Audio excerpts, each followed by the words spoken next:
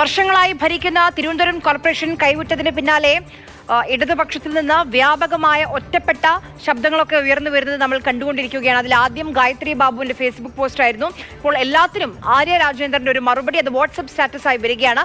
ഒരു ഇഞ്ച് പിന്നോട്ടില്ല, not an inch back എന്ന് പറഞ്ഞുകൊണ്ട് ഒരു ഫോട്ടോ വാട്സ്ആപ്പ് സ്റ്റാറ്റസ് ആക്കി ഇട്ടുകൊണ്ടാണ് തിരുവനന്തപുരം മുൻ മേയർ ആര്യ രാജേന്ദ്രന്റെ ആദ്യത്തെ പ്രതികരണം. വാട്സ്ആപ്പ് സ്റ്റാറ്റസിലാണ് ഈ പ്രതികരണം. ഗായത്രി ബാബു ഉൾപ്പെടെയുള്ളവർ പരോക്ഷമായ വിമർശനം ഉന്നയിച്ചതിന് പിന്നാലെയാണ് ആര്യയുടെ ഈ പ്രതികരണം.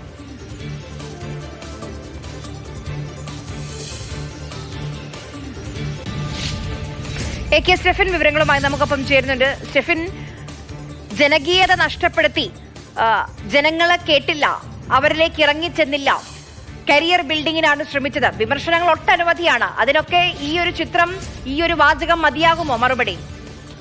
തീർച്ചയായിട്ടും പോരാ. പാർട്ടിക്ക് മുന്നിലെങ്കിലും ആര്യ രാജേന്ദ്രന് അല്ലെങ്കിൽ വിമർശനം ഉന്നയിച്ചവർക്കെല്ലാം തന്നെ കാര്യങ്ങൾ കാരണസഹിതം വിശദീകരിക്കേണ്ടി വരും. എന്തായാലും വരുന്ന ദിവസങ്ങളിൽ വലിയ ചർച്ചകൾ ഈ തോൽവിയെ സംബന്ധിച്ചിടത്തോളം നടക്കും. CPM-ന്റെ ജില്ലാ സെക്രട്ടേറിയറ്റും ജില്ലാ കമ്മിറ്റി യോഗവും ഒക്കെ വരാനിരിക്കുന്ന ദിവസങ്ങളിലുണ്ട്.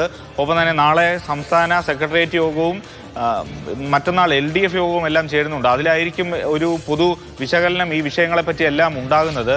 പ്രത്യേകിച്ചും ആര്യ രാജേന്ദ്രനെ മാത്രം കുറ്റപ്പെടുത്താനും കഴിയില്ല. കാരണം തിരുവനന്തപുരം കോർപ്പറേഷൻ കൈവിട്ടതിന് പോലെ തന്നെ പല ശക്തി കേന്ദ്രങ്ങളിലും CPM-ന് അടിത്തറ ഇളകുന്ന ഒരു സ്ഥിതിയുണ്ട്. അതെല്ലാം തന്നെ ഇനി വിശദമായി പരിശോധിക്കണം. പാർട്ടിക്ക് എവിടെയാണ് വീഴ്ച പറ്റിയത് എന്നുള്ള കാര്യത്തിൽ ഒരു വിശദീകരണം ഏതായാലും പാർട്ടി നേതൃത്വത്തിന്റെ ഭാഗത്തുനിന്ന് വരേണ്ടതുണ്ട്. പല സ്ഥലങ്ങളിലും വോട്ട് ഏകീകരണം കോൺഗ്രസിന് അനുകൂലമായി UDF-ന് അനുകൂലമായി സംഭവിച്ചു എന്നുള്ളതാണ് പ്രാഥമികമായി കണക്കുകൂട്ടുന്നത്.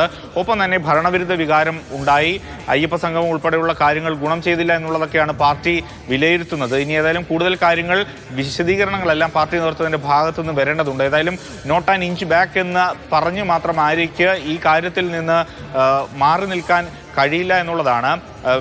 ഈ പരസ്യമായി ഗായത്രി ബാബുവിന്റെ അടക്കം വിമർശനങ്ങളെ പാർട്ടി തള്ളിപ്പറയുന്നുണ്ടെങ്കിൽ പോലും ഇനി വരാനിരിക്കുന്ന ചർച്ചകളിൽ ഇതിലും രൂക്ഷമായിട്ടുള്ള വിമർശനങ്ങളൊക്കെ ഉയർന്നു വരും. ശരി.